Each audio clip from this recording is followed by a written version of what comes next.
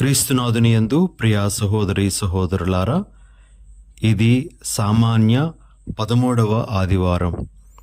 అయితే ఈరోజు జూన్ 29వ తారీఖు ఆదివారము. ఈ ఆదివారాన్ని పునీత పేతురు పౌలు గార్ల మహోత్సవంగా కొనియాడమని మన శ్రీసభ మనలను ఆహ్వానిస్తూ ఉండగా, పునీత పేతురు పౌలుల మహోత్సవ ధ్యానాంశానికి మీకు స్వాగతం.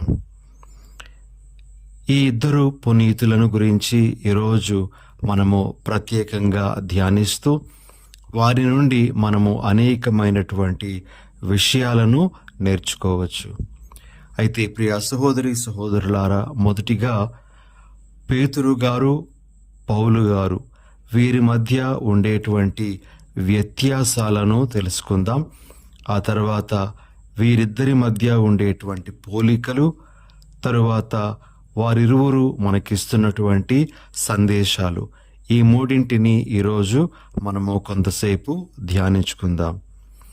మొదటిగా పునీత పేతురు, పునీత పౌలు గార్ల మధ్య ఉండేటువంటి కొన్ని వ్యత్యాసాలు. పేతురు గారు యేసు ప్రభుని జీవిత కాలంలో ఆయన చేత పిలువబడినటువంటి వారు. అయితే పౌలు గారు మాత్రము యేసు ప్రభుని మోక్షారోహణం తరువాత అద్భుత రీతిలో ఆయన చేత పిలువబడినటువంటి వారు. రెండవ వ్యత్యాసము, పేతురు గారు గలిలయ నివాసి, ఒక జాలరివాడు, నిరక్షరాస్యుడు. అయితే పౌలు గారు తార్సుపుర నివాసి, జ్ఞాన సంపన్నుడు, మోషే ధర్మశాస్త్రాన్ని క్షుణ్ణముగా ఎరిగినవాడు. పేతురు గారు సాధారణ యూదుడు, పౌలు గారు పరిసయ్య వర్గానికి చెందినవాడు. నాలుగవ వ్యత్యాసము, పేతురు గారు యూదా జాతి వారికి అపోస్తులుడుగా ప్రకటింపబడినటువంటి వాడు. అయితే పౌలు గారు అన్యులకు, అన్యజాతి వారికి అపోస్తులుడుగా పిలువబడినటువంటి వారు. ఐదవది, పేతురు గారు 3 సంవత్సరాలు యేసుతో సహవాసం చేసి యేసు ప్రభు యొక్క జీవితంలోని ముఖ్య ఘట్టాలలో అతడు కూడా ఉండి యేసును గురించి తెలుసుకున్నటువంటి వాడు, యేసు గురించి విశ్వాస ప్రకటన చేసినటువంటి వాడు. అయితే పౌలు గారు యేసు ప్రభువు చేత పిలువబడిన తరువాత 3 సంవత్సరాల పాటు అరేబియాకు వెళ్ళి అక్కడ యేసు ప్రభు గురించి తెలుసుకున్నవారు. మరి యేసు ప్రభువే స్వయంగా అతనికి తన గురించినటువంటి విషయాలు బోధించారు అనేటువంటి విషయం కూడా మనకు ఆయన యొక్క జీవిత చరిత్ర ద్వారా తెలుస్తుంది. ఆఖరుగా పేతురు గారు యోధా పౌరుడు కనుక శిలువ శిక్షను పొందాడు. కానీ పౌలు గారికి రోమా పౌరసత్వం ఉండడం వలన అతడు కత్తితో శిరచ్ఛేదన గావించబడ్డాడు. ఇలా మనము కొన్ని వ్యత్యాసాలు వీరిరువురి మధ్య చూడవచ్చు. అయితే ప్రియ సహోదరి సహోదరులారా, వీరిద్దరి మధ్య అనేకమైనటువంటి పోలికలు కూడా మనము చూడగలము. వాటిలో కొన్నింటిని ఇప్పుడు ధ్యానించడానికి మీ ముందు ఉంచుతూ ఉన్నాను.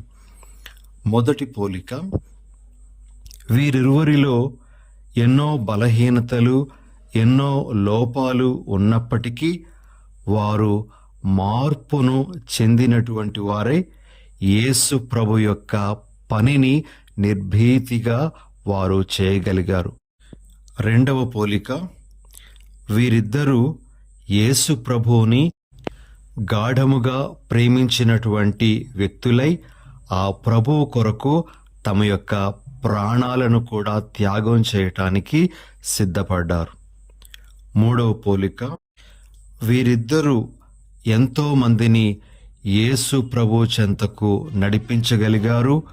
ఎంతోమంది యేసు ప్రభువును తమ రక్షకునిగా అంగీకరించేటట్లు తమ బోధనల ద్వారా తోడ్పడ్డారు. 4వ పోలిక, వీరిద్దరూ రాసినటువంటి లేఖలు పరిశుద్ధ గ్రంథంలో స్థానాన్ని సంపాదించుకున్నాయి.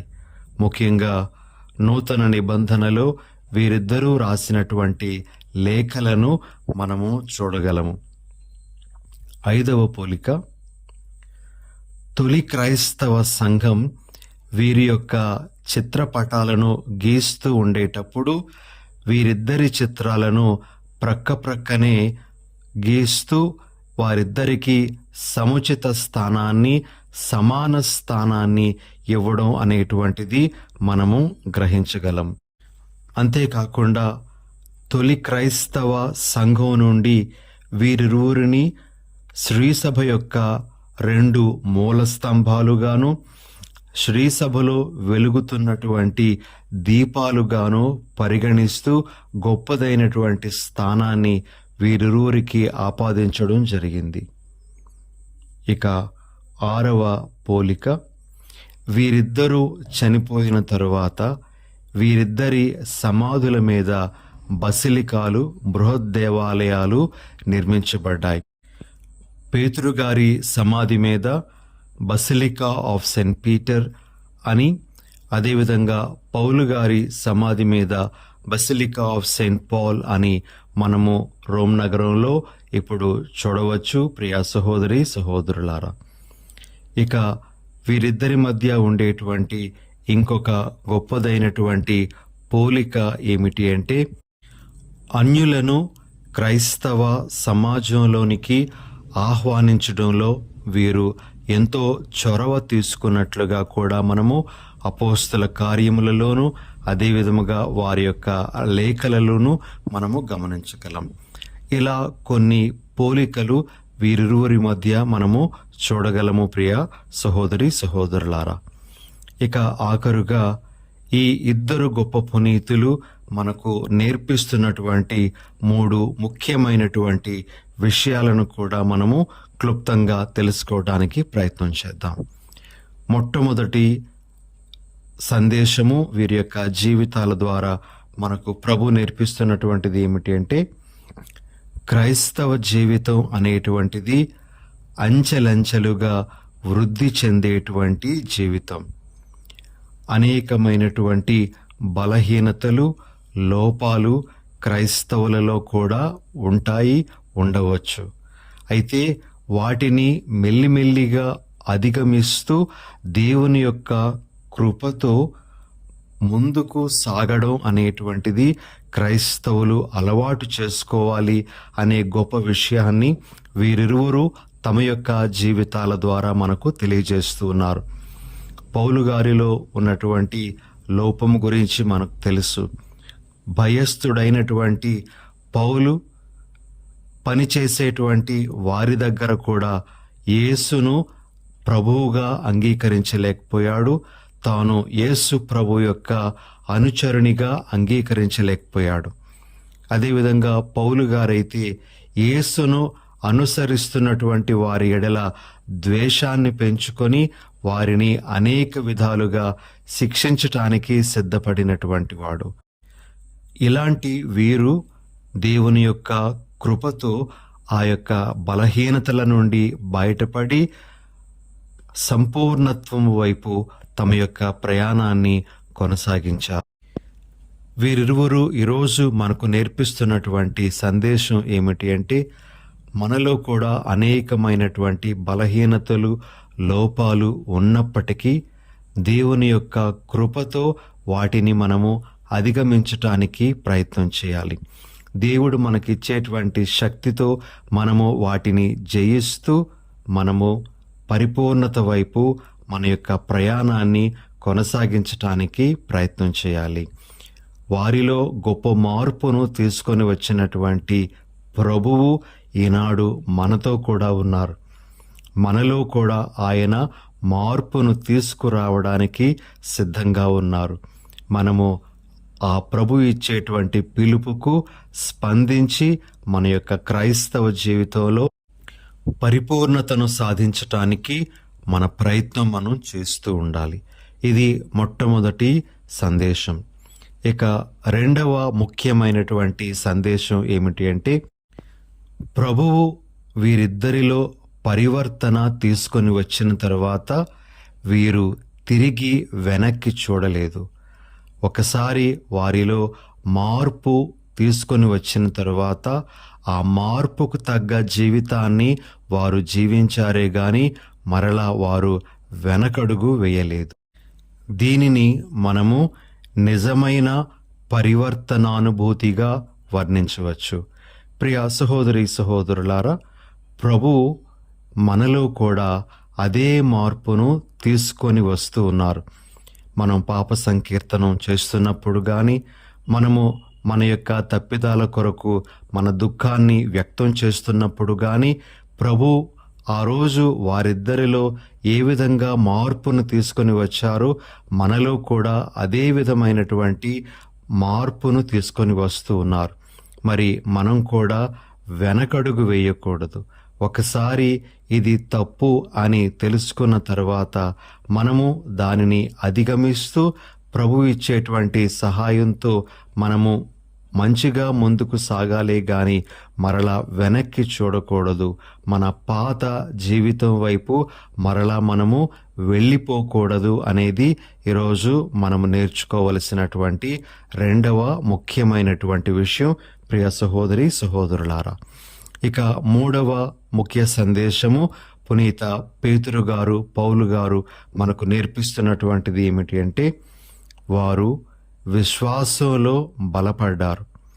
బలపడిన తరువాత ఎంతో మందిని విశ్వాసంలో బలపరిచారు. ఎంతో మందిని విశ్వాసంలోనికి వారు తీసుకొని రాగలిగారు. మనం చేయగలిగేందుకు కూడా ఇదే. ప్రియ సహోదరి సహోదరులారా, మనము మొదటిగా విశ్వాసంలో బలపడితే ఇతరులను విశ్వాసంలోనికి మనం తీసుకొని రాగలం. వారి యొక్క విశ్వాసాన్ని బలపరచగలం. మనలో లేని దానిని మనము ఇతరులకు ఇవ్వలేం. కాబట్టి ప్రియ సహోదరి సహోదరులారా, పునీత పేతురు, పౌలు గారు మనకు నేర్పిస్తున్నటువంటి మూడవ ముఖ్యమైనటువంటి విషయం ఏమిటి అంటే, మన విశ్వాసంలో మనము బలపడాలి. మనము బలపడిన తర్వాత ఇతరులను బలపరచాలి, వారిని ప్రభువులోనికి నడిపించాలి. మరి ముఖ్యంగా మన కుటుంబ పరిధిలోనే ఇది మనం చేయగలగాలి. తల్లిదండ్రుల నుంచి పిల్లలు విశ్వాస వారసత్వాన్ని పొందుతారు. తల్లిదండ్రుల్లోనే విశ్వాసము లేకపోయినట్లయితే ఆ విశ్వాసాన్ని పిల్లలకు ఏమాత్రము అందించలేరు. కాబట్టి మనము ఈ విషయమై శ్రద్ధను తీసుకోవాలి. పేతురు, పౌలులాగానే విశ్వాసంలో బలపడి ఇతరులను మనము విశ్వాసంలోనికి నడిపించాలి. ఇది మూడవ ముఖ్యమైనటువంటి సందేశము. ఈ పండగ రోజు పేతురు గారు, పౌలు గారు మనకు ఇస్తున్నటువంటిది. మరి ఈ విషయాలన్నీ మన మనసుల్లో నిలుపుకొని మనము ఈనాటి దివ్య బలి పూజలో పాల్గొంటూ పునీత పేతురు, పౌలుల ఆదర్శంలో మనము జీవితం చక్కగా నడిపించుకోవడానికి ప్రయత్నం చేద్దాం. చిన్న ప్రార్థన చేసుకుందాం. దయగల సర్వేశ్వర, ప్రేమగల తండ్రి, ఈరోజు పునీత పేతురు, పౌలు గార్ల మహోత్సవాన్ని సంతోషంతో కొనియాడే భాగ్యాన్ని మా శ్రీసభకు అందిస్తున్నందులకై మీకు స్తోత్రాలు. వీరిద్దరి ఆదర్శవంతమైనటువంటి జీవితాలను మేము మా ముందుంచుకొని వారి నుండి ఎన్నో విషయాలు నేర్చుకుని వారిలాగానే మేము కూడా మా జీవితాలను మీకు మహిమను చేకూర్చే జీవితాలుగా నడిపించుకునే భాగ్యం ప్రసాదించమని మా ప్రభువైన యేసు నామమున అడిగి వేడుచున్నాం తండ్రి. ఆమెన్.